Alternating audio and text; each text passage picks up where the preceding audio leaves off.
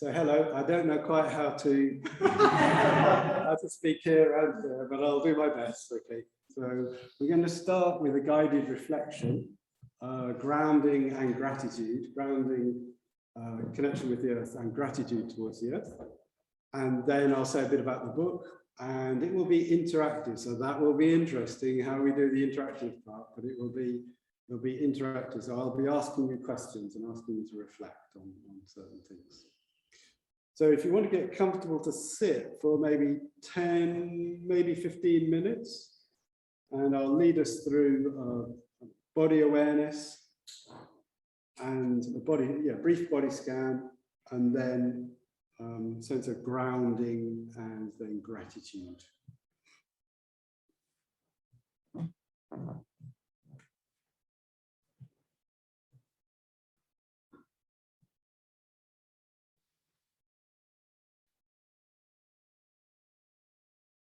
So gathering your attention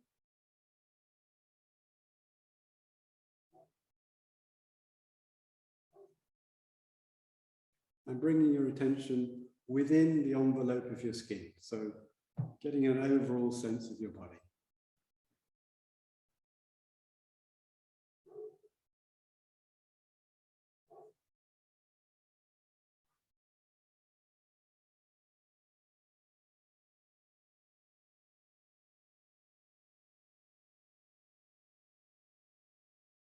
And allowing your attention to trickle down your torso, down your legs, all the way down to feet and your toes. And picking up sensations in your toes. Any tingliness, any warmth or coolness in your toes.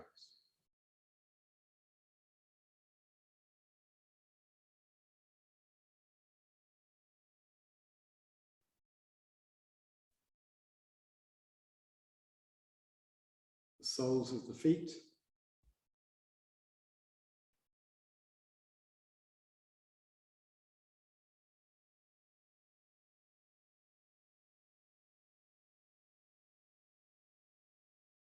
The heels and ankles.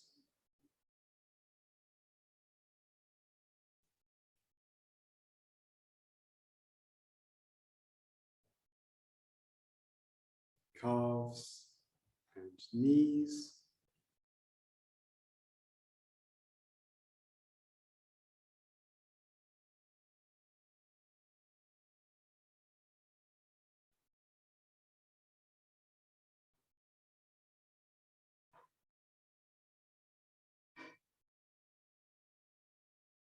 Thighs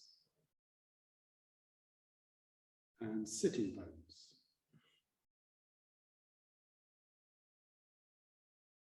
Feeling your weight going down evenly through the sitting bones, into the chair or the cushions, into the floor, into the earth. Allowing the earth to take your weight.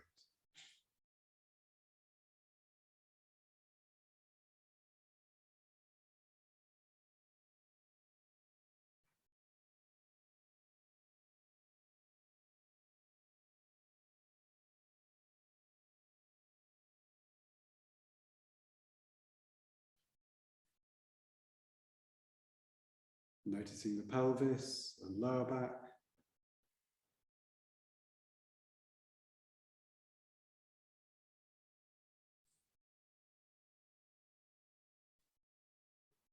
Upper back.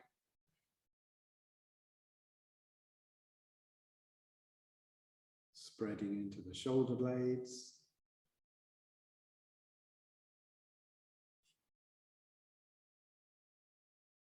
And down the arms.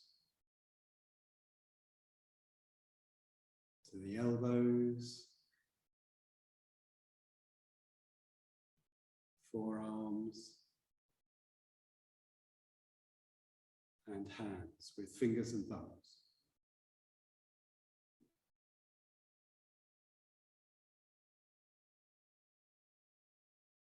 And sensing the life in your hands.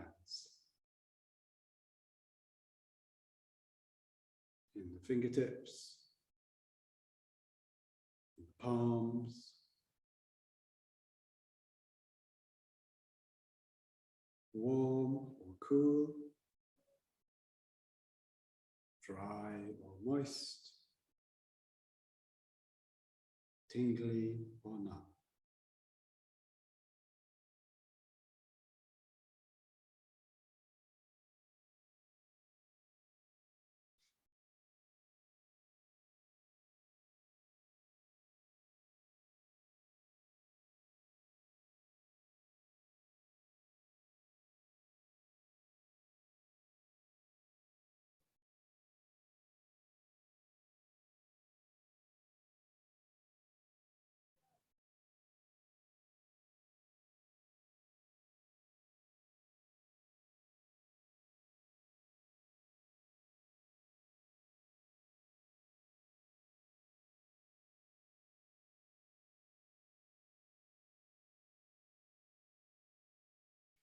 And when you're ready, bring your attention to your stomach, to your belly,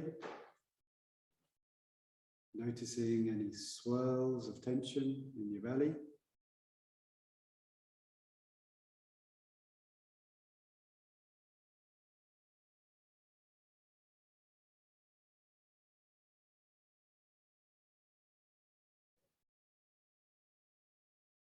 And any areas of ease and relaxation.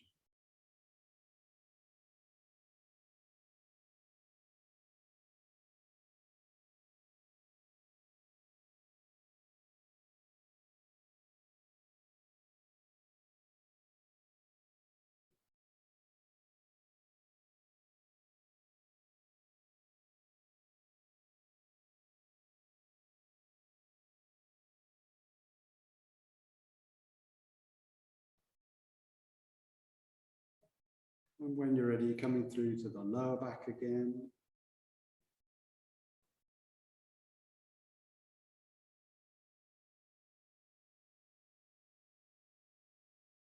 And following the spine upwards.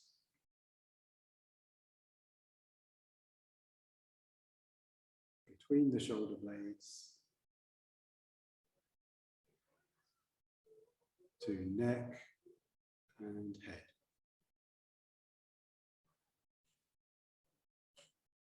And if it helps, allowing the muscles at the back of the neck, at the base of the skull, to relax and lengthen.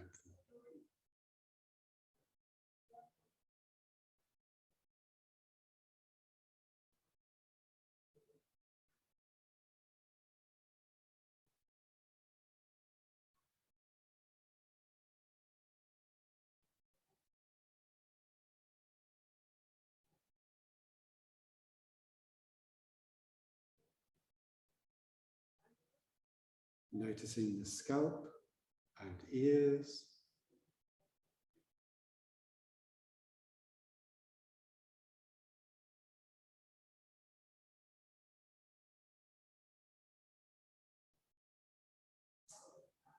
Forehead and eyes.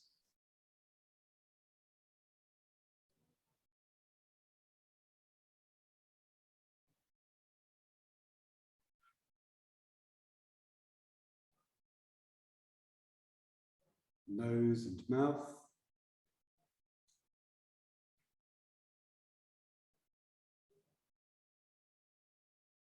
Jaw and throat.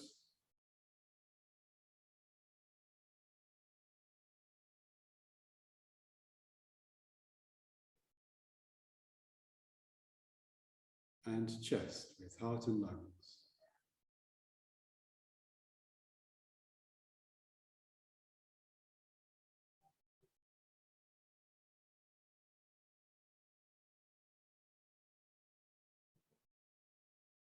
And dropping in on the breath, on the breathing.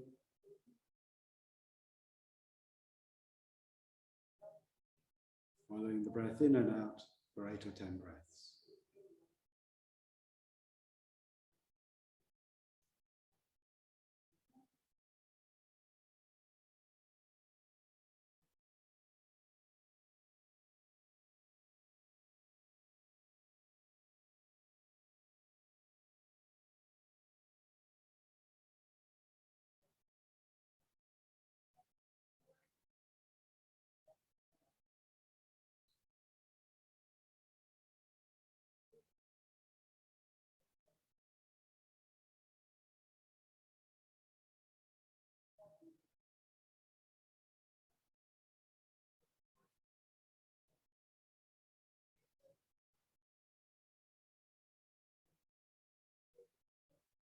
And noticing how we draw in the air element.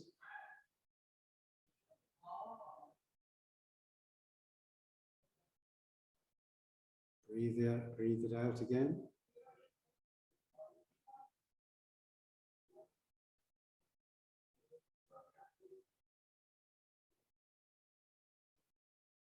So we're in a constant process of exchange with the air element.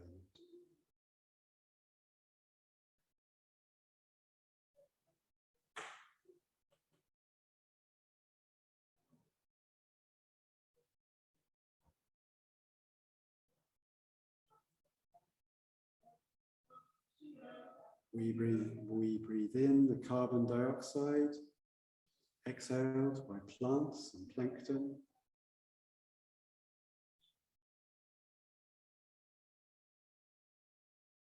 Try again. We breathe in the oxygen, exhaled by plants and plankton. And we breathe out the carbon dioxide, which is breathed in, the source of food and nourishment for plants and plankton.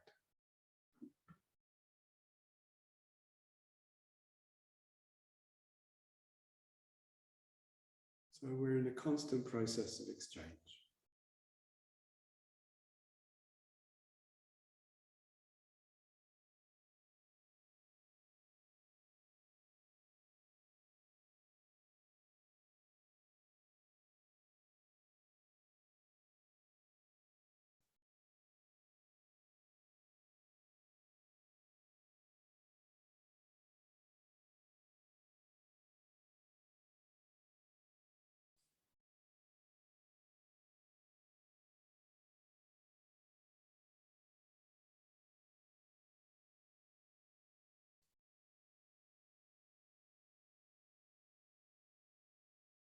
And noticing also the fire element,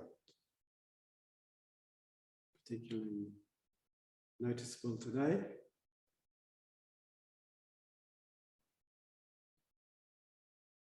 The warmth ultimately coming from the sun, which we depend on.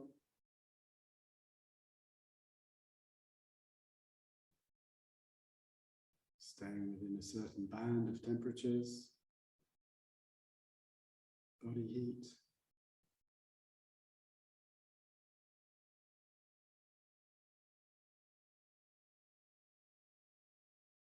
Taking in the heat through the air, through drinks, through food,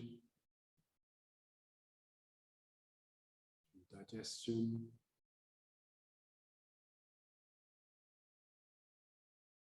And expelling the heat through sweat, body heat.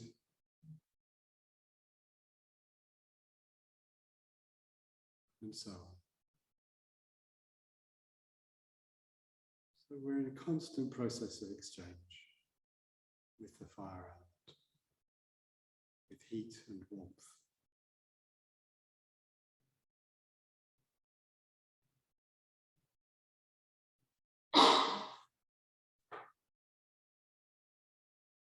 And the same could be said for the water element. Taking it in many times a day, expelling it through sweat and urine and so on.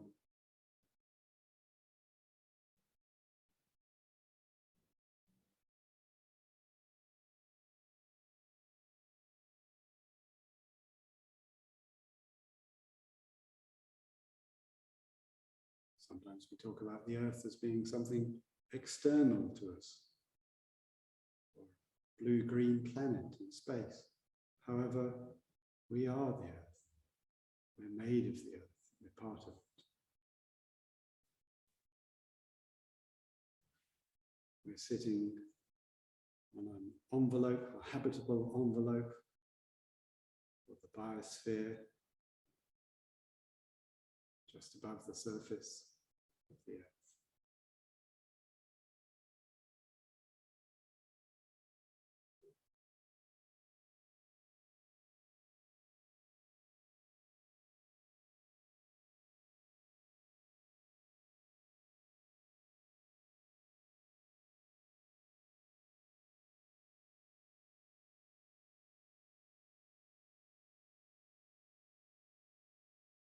And when you're ready, bring to mind something that you're grateful for, being alive on this earth.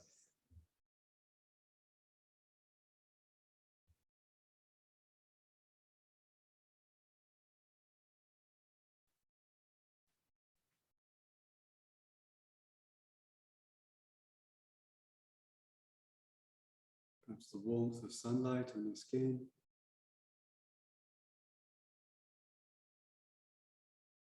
A cool breeze.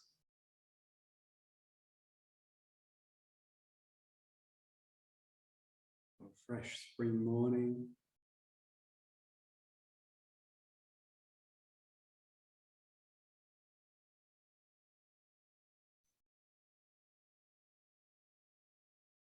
The look of a loved one.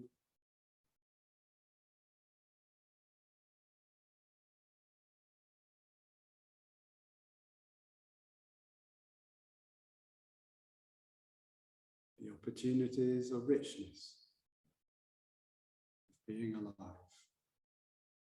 This precious human birth.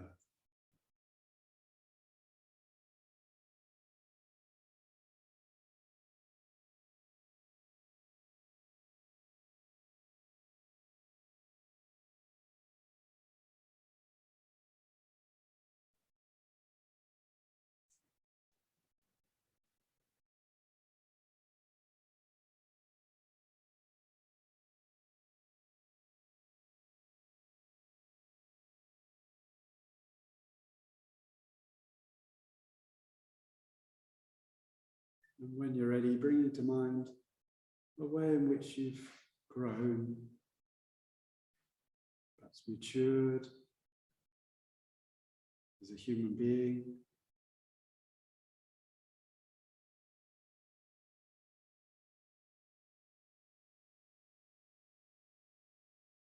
Perhaps how you've grown in the Buddhist teaching, in the Dharma.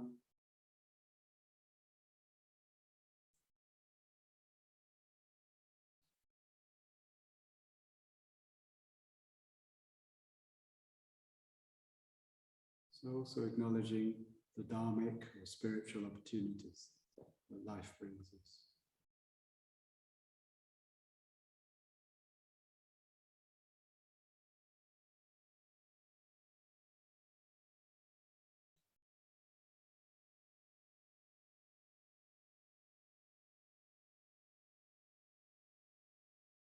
Noticing any feelings of gratitude.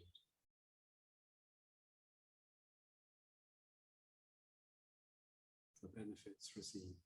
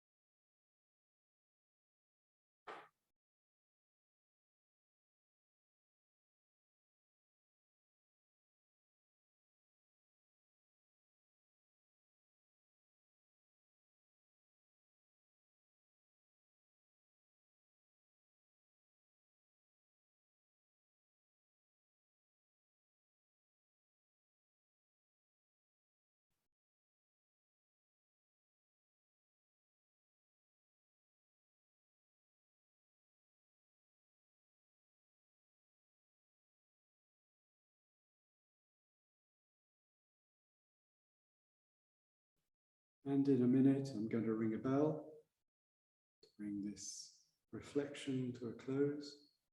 So finishing off whatever way you choose.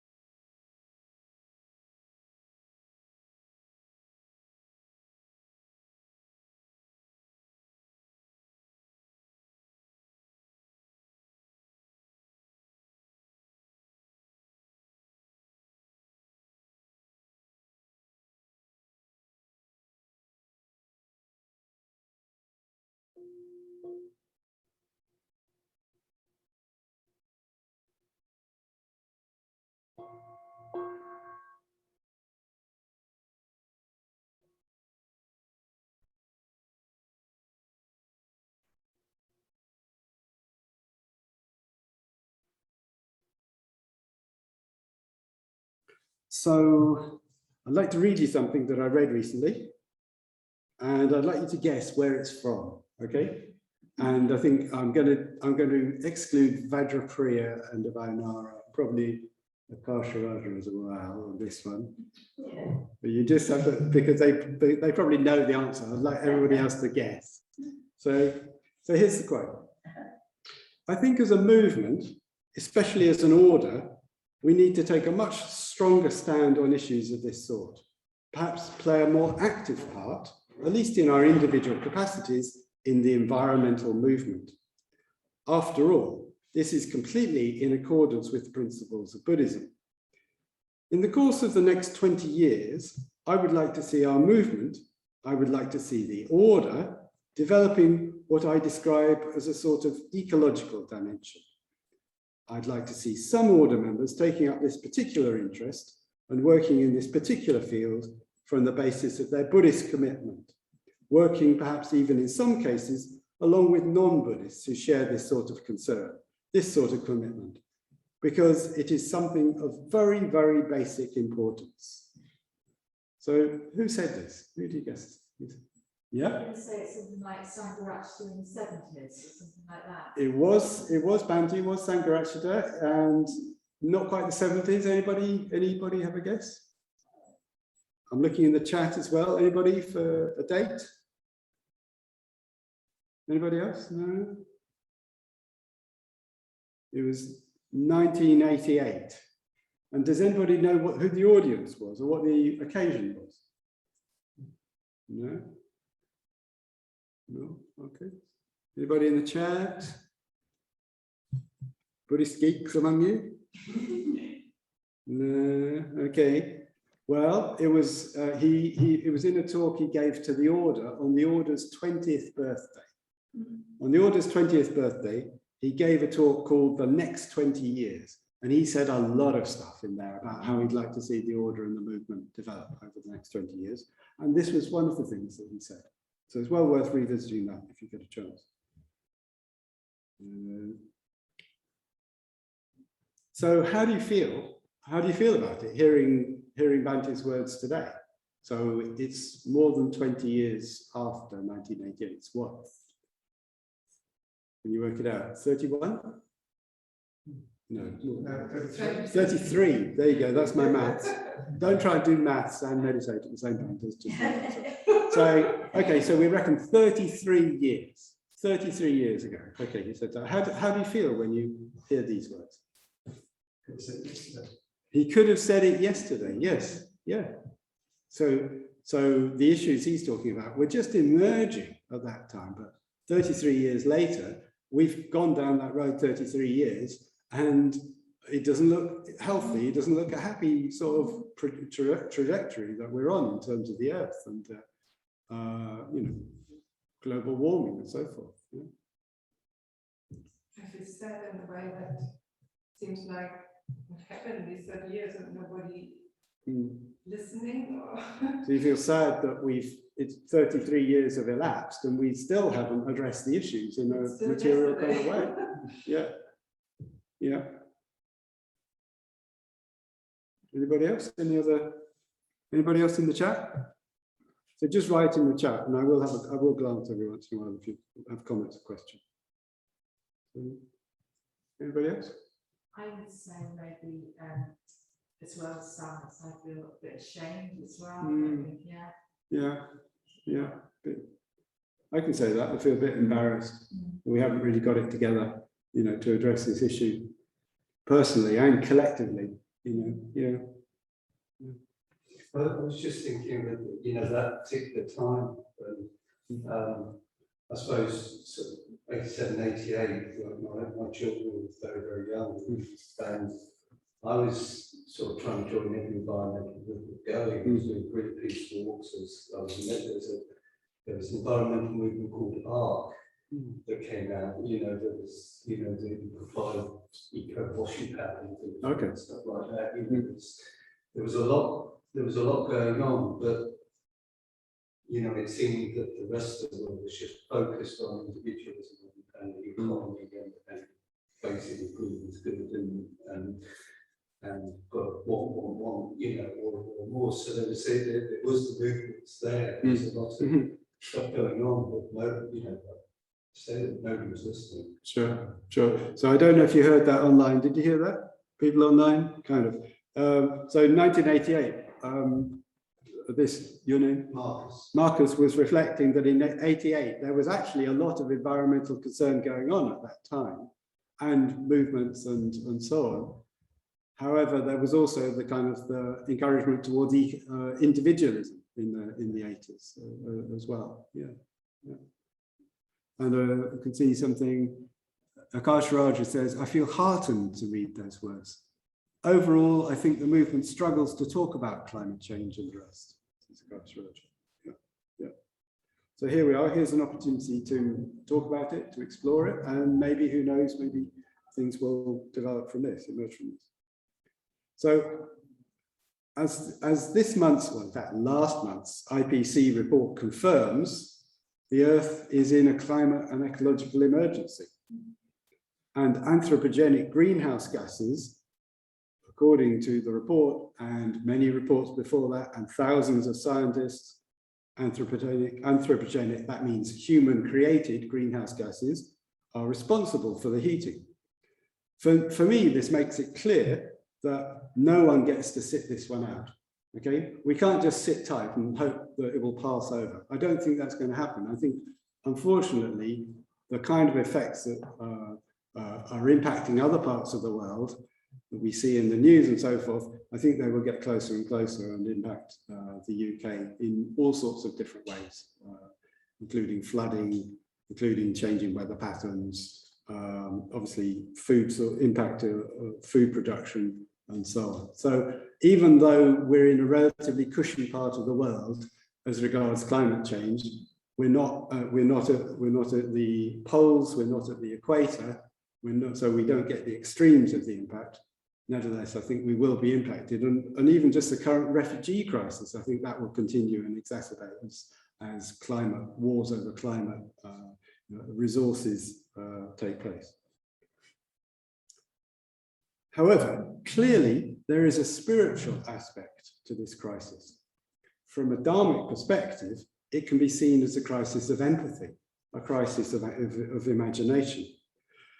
So empathy in this context is ethical imagination, our ability to imagine the impact of our actions and our collective actions on others and on the world in general. Yeah. So no meaningful systemic change is possible without a corresponding shift in consciousness. So we can tinker all we like to the externals, to institutions and so on. However, unless there's a kind of internal corresponding shift in consciousness, it's quite unlikely that those external changes will hold, unless there's also some transformation of consciousness.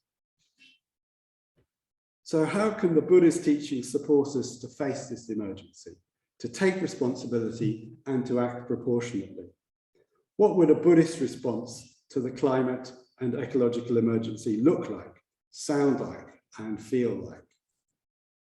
So maybe just take a few moments just to reflect on it. So what would a Buddhist response to the climate and ecological emergency, what would that look like? What would that sound like? What would that feel like? Maybe we just take a minute to reflect on that, and then I'll ask for a few brief responses.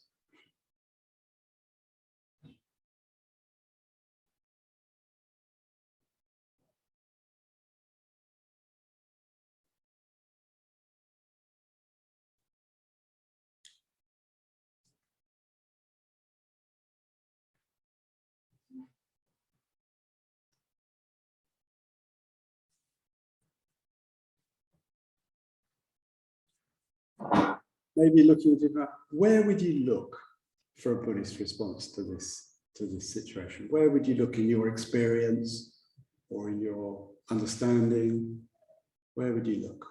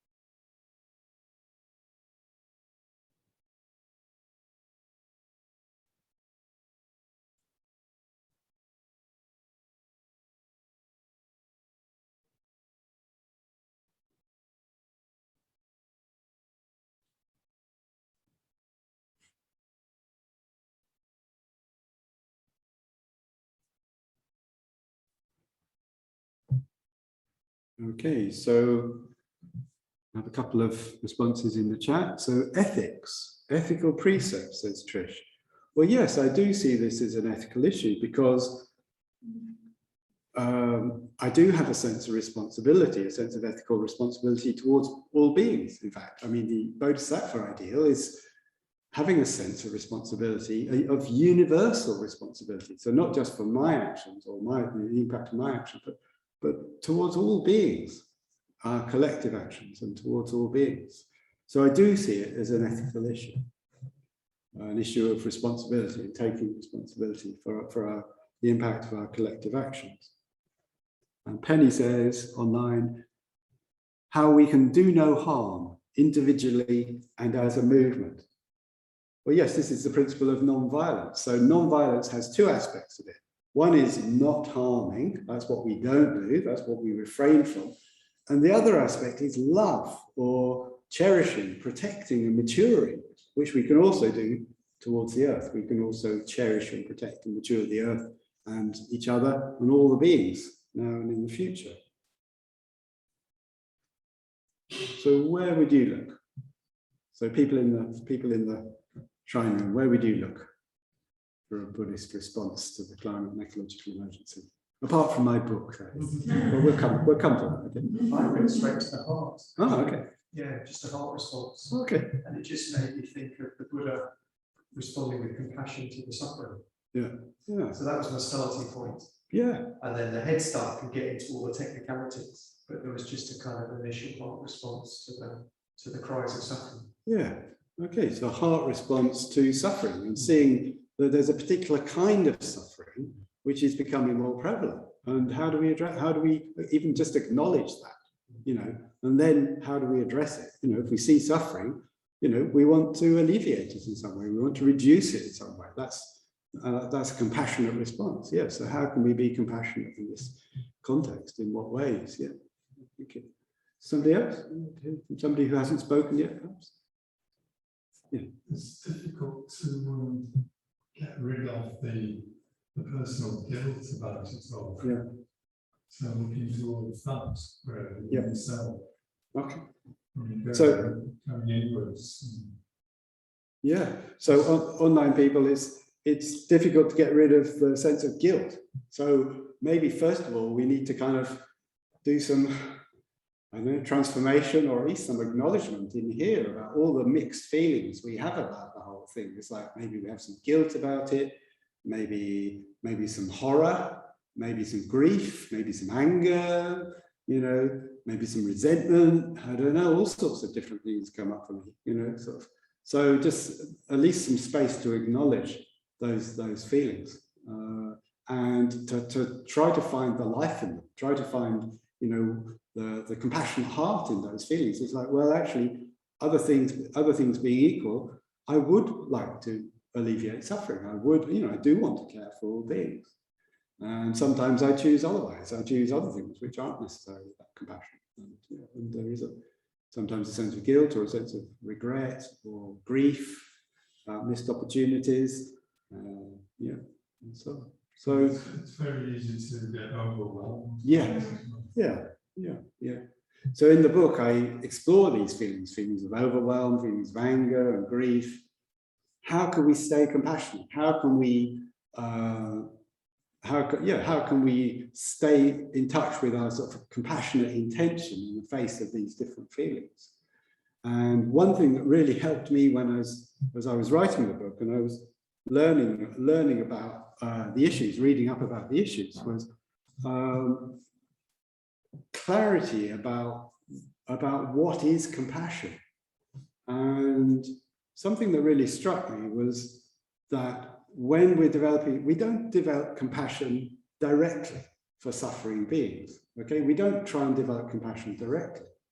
Instead, what we do is we try to bring to mind beings and an overall sense of their welfare and their well-being, what will help them to thrive, with an awareness of their suffering. Okay, so we don't make their suffering the focus of attention.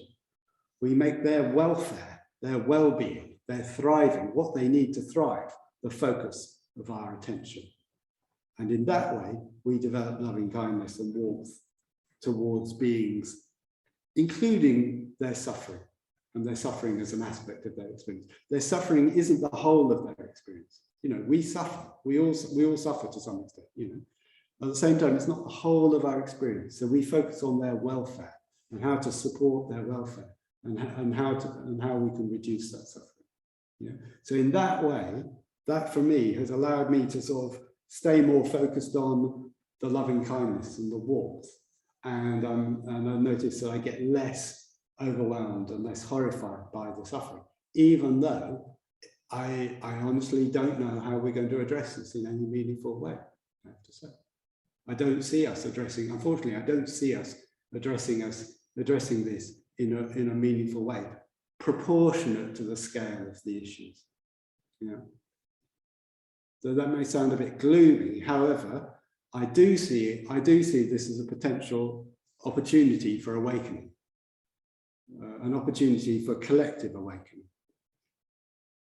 So that's where my hopes lie, that this could be a stimulus, something which will stimulate us collectively to up our game and to take our sort of sense of responsibility more seriously, responsibility towards all beings now and in the future. Something must be the movement, you said. No, us being humanity. Do you mean collective awakening around this issue, or just collective awakening as in awakening? I mean, awakening around this issue, which is not different from awakening as in enlightenment, in the sense that I see this as a potential doorway to enlightenment. If we could take up this sense of responsibility, this kind of sense of collective responsibility, it might bring us into a more collective awareness of our actions and our impact of our actions on each other and on future generations and so forth. So I see there's a lot of scope there for, you know, increasing our awareness and compassion. So I've got something in the chat from Kasharaja. Non-violence of body, speech and mind as a contribution to activism. Yeah, so yeah, non-violence, non-harm and love. Both those aspects. Can I come on to start? Yeah. How does one deal with the resistance to, you know, what I sort of tell, maybe it's my perception of what's happening, because the more people who, you know, are involved in these environmental movements like Extinction Rebellion, the more resistance there appears to be by people sort of, you know, climate change denial, or you know, these people are in the way, you know, or bringing in laws that will stop peaceful protests and all this sort of thing. I mean, the resistance, you know, it seems like the two opposing forces going on. Yeah.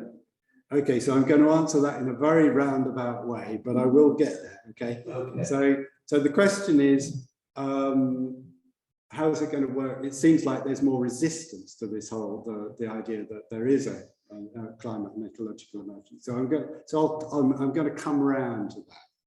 So in 2019, Greta Thunberg told the world's leaders, "I want you to act as if the house was on fire." And this took me back to Mitra study. I don't know who's done Mitra study, done the parables, the White Lotus Sutra, parables, myths and symbols of the White Lotus Sutra. Who's done that? Who's done that? You have, okay, some of you have. Okay, so it took me back to Mitra study, just a minute. Fix the computer. And the module on the White Lotus Sutra and the parable of the burning house from the White Lotus Sutra. And in the parable, there's a house, there's a big old house, tumbling down, built of wood, and in it, there's a father who lives in the house with his many, many children, up to 30 children, apparently. One day he goes out of the house, and when he comes back, the house has caught fire. It's a very old house, wooden house. It's caught fire, and the house is burning, the timbers are burning, and then a neighbor comes and tells him, your children are playing in the house. They're still playing in the house. So he goes to the gate and he yells to the house is on fire, the house is on fire. Come out, get out quickly. And of course, the children take no notice at all. You know, they're just completely oblivious of the fire or the danger involved. So he's yelling, come out of the house, get out of the house. You know, it's terribly dangerous, you know, come out. And they still just ignore him. You know, so that's bad, just, you know, just yelling again, you know. So he's completely despairing. He has no idea. So he has no idea what's going on. So just a minute, let me just fix this. So he's thinking, well, I could try and grab them and drag them out, but there are too many of them. So what am I going to do? So then he has this kind of flash of inspiration. And I think this is a really key moment for us in terms of how we address this crisis, because he realizes, well, he knows what kind of toys they love. He knows what kind of toys they'd really go for. So he yells out to the kids, there are some great toys out here. Just come outside. Wonderful toys, better than you've ever seen before, better even than the ones you see on TV. Yeah. And you can play with them until bedtime. And of course, the kids, you know, fight each other to get out of the house, to get out and outside into safety. So he's totally delighted by this, and he gives them some toys. He gives them all a wonderful, amazing toy, even better than they could possibly imagine. So in the parable, the father starts with what you could call a cry of anguish. So he's just terrified, he's despairing, and he yells out in anguish, the house is on fire. They take no notice, okay? So our equivalent of this could be that we say, look, the world is on fire with, the climate and ecological emergency. Save yourself. Doesn't seem to work, doesn't seem to have much traction. We could say, there's a climate and ecological emergency. Do it for others. Save the world, save others. Again, it has some traction, but not a great deal of traction. So we've kind of tried these kind of cry of anguish kind of appeals. Doesn't seem to have had a lot of impact, to be honest. Then he tries a cry of inspiration. And his cry of inspiration involves some empathy, because he needs to know what the children like, what kind of toys would get them out of the house. And it turns out he knows what kind of toys they like, because they rush out, they fight each other to get out of the house. So here's my question, and I suggest we go into breakout rooms to do this in a moment, Darryl. So what could be our equivalent cry of inspiration in relation to the climate and ecological emergency? What could be our equivalent dharmic cry of inspiration? We need a compelling vision of the Dharma. What is that going to be? Okay, we need something we can offer and say, hey, look, kids, there's something even better out there. If you just come out, there's something even better out there. What could that be? For that, I'm really curious to hear. So people online, if you can write in the chat, what could be what's going to be your cry of inspiration then? Your cry of inspiration that's going to lead the people out of the house, the people who are not even aware there is a fire going on. What are you going to say to them? So yeah, if you could write in the chat, please, just a couple of sentences rather than sort of an essay, so I can read it out. So what comes to mind?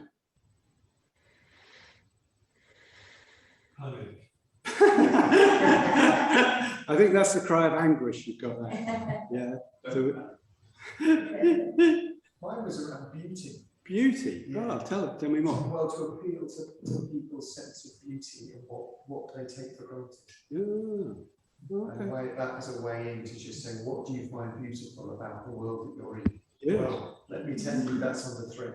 Yeah. Okay. Okay. So a sense of appreciation of beauty or gratitude for the earth. Yeah. Okay. Yeah. Because what we love, we protect. Yeah. And if we don't have that sort of visceral sense of connection with the earth, we're unlikely to really protect it. So the path of the doorway of beauty. Somebody else? We talked about a sense of playfulness and adventure to make things fun again. Yeah. And we talked about having things like live music and shows and making things more attractive. Okay, so I don't know if you hear that online, people. It was a sense of playfulness and adventure, so making things fun. Yeah. So I like to pick up on this because we need to show a different way of doing things, which is less costly, obviously, all around, and more fun. Because if it ain't more fun, it's not going to get much traction, as we're finding, yeah. So we need that element of play and adventure and creativity, really, to kind of for it to be engaging. Any kind of vision that we put forward, it needs to have those elements. Otherwise, it's just not going to engage enough people. You get the chat. So we talked about it being different around the world, not all motivated by the same. Oh, yeah. The wake up call for the world is a gift which the West is fortunate to be able to offer. Wisdom and compassion are required from us all. And there's one more that I've missed. I'm just kidding. We agreed this was really difficult because we can't trump consumer goods and fast cars. Oh no. The current toys. Okay. You mean they're the best toys? Is that what you mean? You're telling me they're the best? We're just larking around here. Okay. And offer a community based on love, the example of stillness, simplicity, and contentment. Sitting in meditation on a busy street in the middle of a demo, for instance. Okay. Yeah. So a king once told the Buddha he was the happiest person on earth. Okay. And the Buddha said, "Well, can you sit contentedly without doing anything, without needing, anything to, any distraction or any toys for a few minutes or an hour or a day or a week?" And the Buddha said, well, he could sit perfectly contentedly.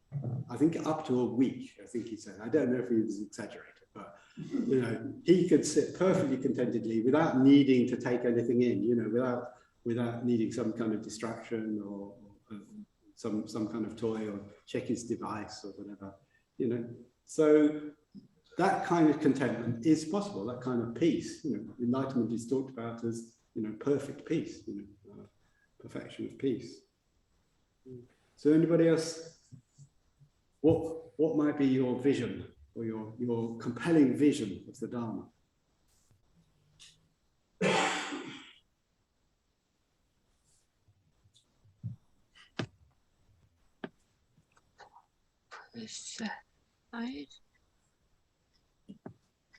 We're going to have a tea break in a minute.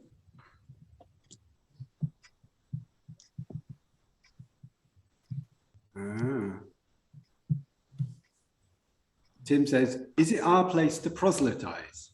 There are lots of very thorny reasons why perhaps we don't look after the planet as we should. I'm not sure Dharmic inspiration will put food on people's tables, stop third world countries from stopping logging forests, etc. Not meaning to be cynical, but it's not necessarily our place to lecture. Okay, so I totally agree with you there, Tim, but it's not my place to lecture or to proselytize. However, I want to show a different way that is less costly and more fun. To show a different way of doing things that a different way of having a satisfying and meaningful life.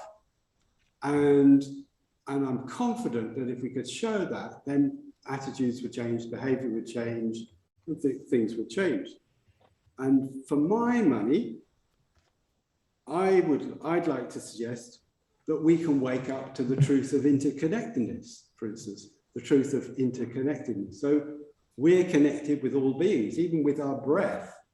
Even with our breath, we are interconnected with all beings. Yeah, what we put up into the atmosphere here in Shrewsbury, that's after a while that's going to be in Moscow, or it's going to be in Beijing, or it's going to be in the Philippines, and vice versa. So we are intimately connected on the level of the biosphere.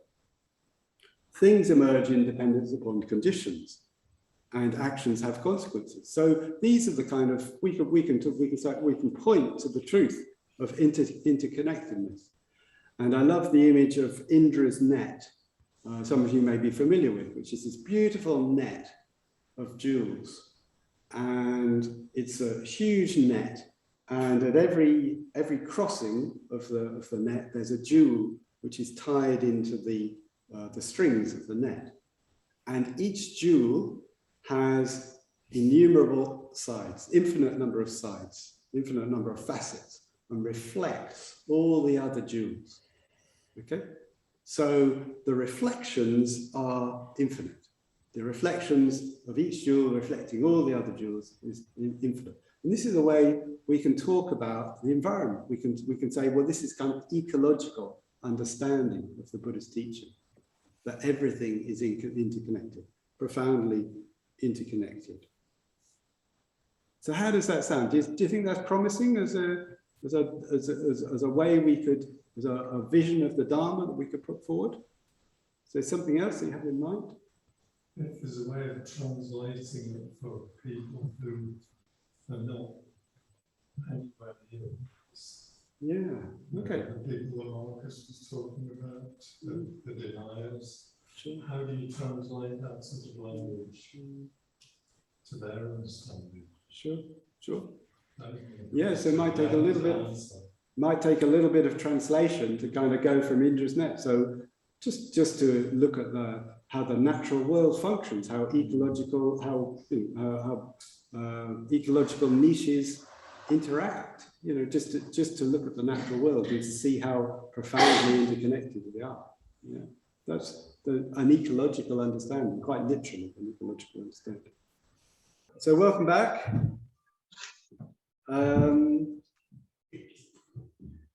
So where are we? So in an emergency, we can trust in emergence. Emergence is another way of talking about how things arise in dependence upon conditions. So the core of the Buddhist teaching. Things didn't just happen randomly. This current situation arose in dependence upon the actions of millions and millions of human beings. Some of them obviously have more power and control than others over those emissions. However, it's a collective thing, and we can trust that things arise in dependence upon conditions.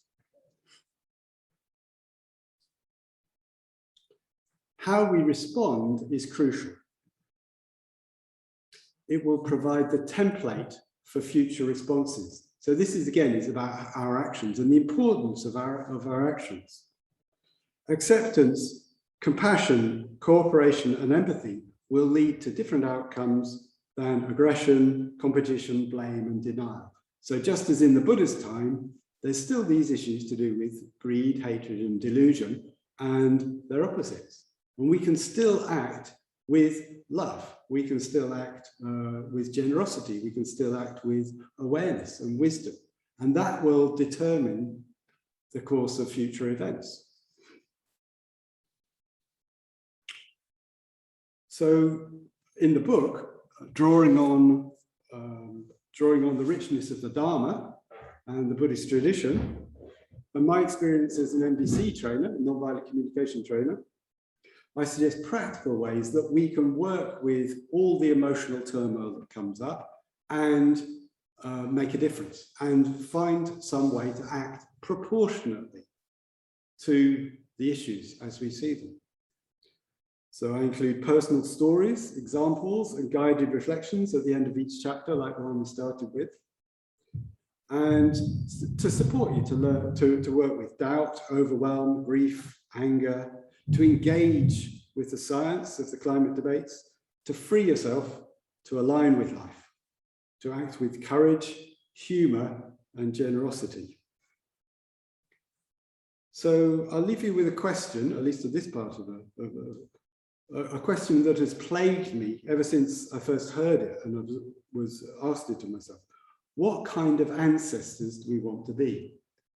What kind of ancestors do we want to be? That helps for me to put it in a perspective. It's like, oh, yeah, I'm a kind of ancestor to future generations. What kind of ancestor do I want to be? Well, I certainly don't want to be one who just sits around and just sees some calamity happening in my lifetime, on my watch, so to speak, without doing anything about it. I want to stand up and do something about it. And this, you know, I like to write. This is my Buddhist response to the climate and ecological emergency. This is my response, or at least it's how I'm engaging, and I hope that it will stimulate many other responses. It will act as a catalyst for many other responses to the climate and ecological emergency. It's not just a standalone, it's intended as a catalyst. So just recently, I've been working with Akash Raja and various other people, and we've been developing something which we're now calling the Tree Ratna Earth Sangha. And we have a website now, Q link for a website online. You can mention it. Akash Raja, you can put that in. And also, I think as Abhayanara mentioned, Akash Raja mentioned, we have a conference coming up 24th to 26th of September.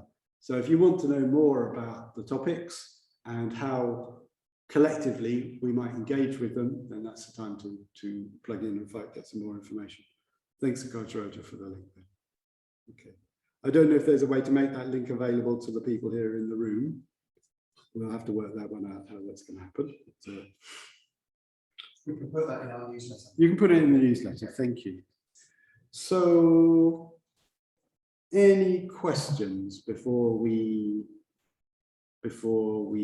so just a moment for questions, and then we'll do the last Vandana, and then I'm happy to sign some books for those of you who are here. We have a grand total of 5 books, so you need to be quick. So, any questions or reflections on what's been said? And if you can write in the chat if you have a question or reflection, those online. Well, I'm just wondering, I mean, you know, Tree Ratna is part of the large movement. Does it have a voice to you know, say people who are involved in the climate conference and whatever it is? You know, is there a voice? Is there something that, you know, or is it just, you know, something that we just doing with Buddhists? You know, is it what connections are there? So the question is, does Tree Ratna have a voice, say in COP26 in November? Well, one of the things in the Tree Ratna Earth Sangha that we're asking people to do is to think about actions in the run-up to COP26 in November. And I know a number of us are going to be there in Glasgow in November. We're also connected with various other faith groups, like Faith for the Climate, and of course Extinction Rebellion. So there are various ways in which we're going to be plugged into COP26 and have been taking actions to change public opinion, or to stir up public opinion, you know, in the run up to COP26. So we've been at it for quite a while. In fact, I finished this book with the intention that it would be out by November. So it's out just, you know, by now, but I had to work really, really hard. You have to ask Azina. I sort of spent a couple of months with my nose to the computer screen, sort of finishing it off in December and January, so that it'd be out. So yes, there is a sense of we want to contribute to that discussion in different ways. And the Tree Ratna Earth Sangha is those people. It was specifically formed with that intention in the run up to COP26. I hope it will continue afterwards, but specifically for that. Somebody else? I've got a question, Shantigarbha. So Abhayanara, yeah. And it's, what would you want from us? So what would you like to see happen for us as individuals as well as the collective? Sure.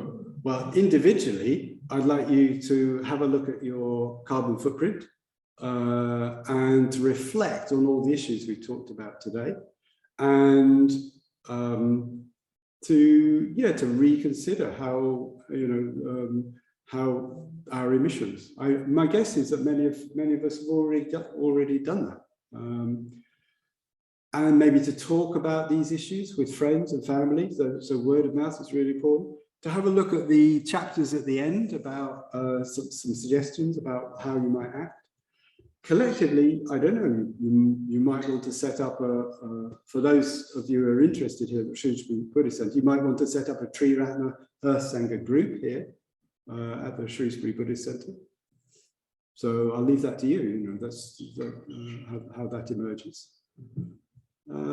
Also, to get more information and to kind of reflect more on it, join the conference and to think about how you could contribute up leading up to COP26, which is, I mean, the media and the world's media are temporarily on the UK in the run up to COP26. So it's really a golden opportunity to broadcast the message to the world, not just to the UK.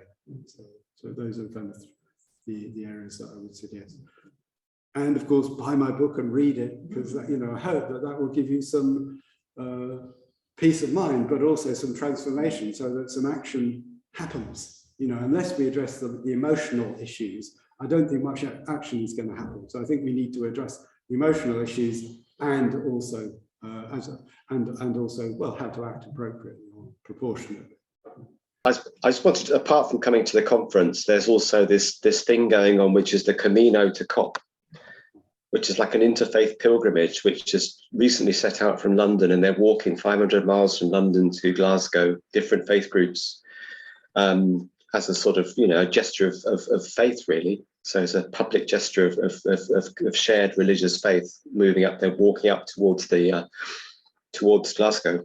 And there is there's a schedule of places that they're due to pass through. So I think in the fairly near future, they're passing from Birmingham points northwards. So that's another thing that you could think of getting involved with, actually just going along and walking a step of the way with the faith groups on Camino to COP.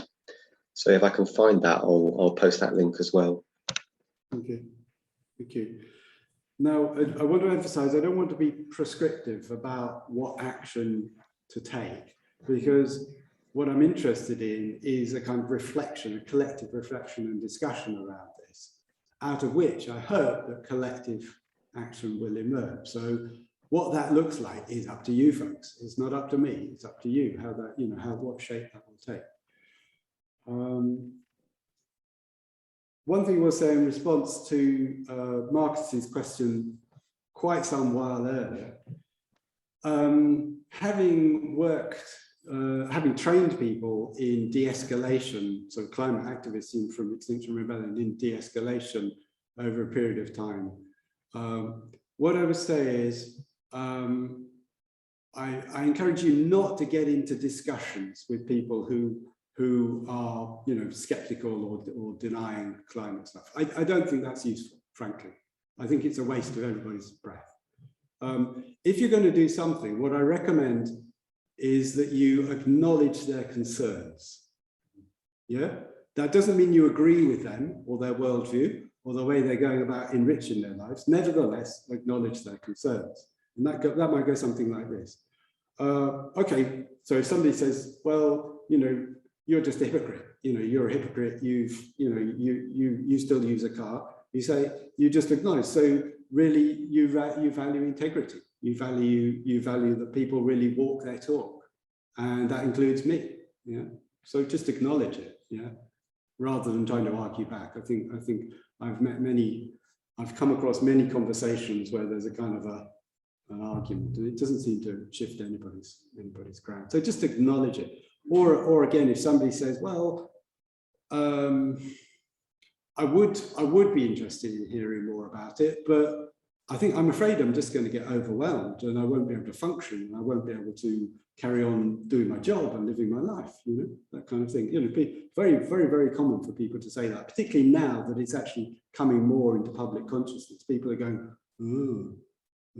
So they are experiencing kind of horrified anxiety in relation to it, and so I would just acknowledge that. I would just say, so it sounds like you just want to protect your sanity, and you want to protect your heart. You don't want to get overwhelmed and get stressed and and kind of overwhelmed and lose the capacity to function and look after your family and do your job and so forth. So I would just acknowledge the humanity of the person. It doesn't mean I agree with their analysis or their worldview or their way they're going.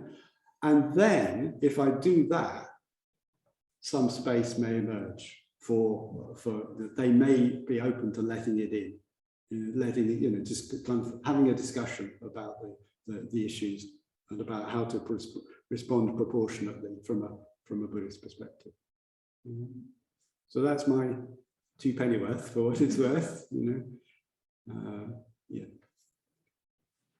So how's that for you, Marcus? I want to check back with you. Yeah, I mean, I don't know. It's the overwhelming part of that, isn't it? It's I often when this subject comes up, all sorts of emotions and anxiety. Am I doing enough? Am I doing, whose ideas do you believe? You look at the world overall, you just can't become totally. It is that overwhelming. Where do you start? Where do you start? What do you do?